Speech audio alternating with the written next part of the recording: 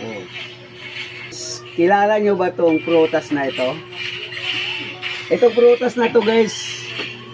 Simula sa pagkabata ko, ngayon lang ako makatikim nito. Titikman ko to kung masarap pa talaga. Ito guys, nabiyak na to si guys.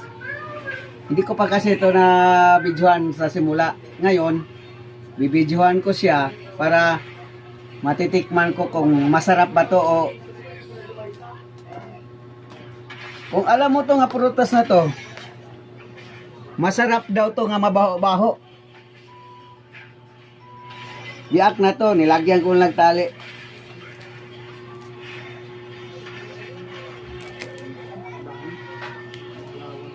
Ayan guys, oh, ang laman.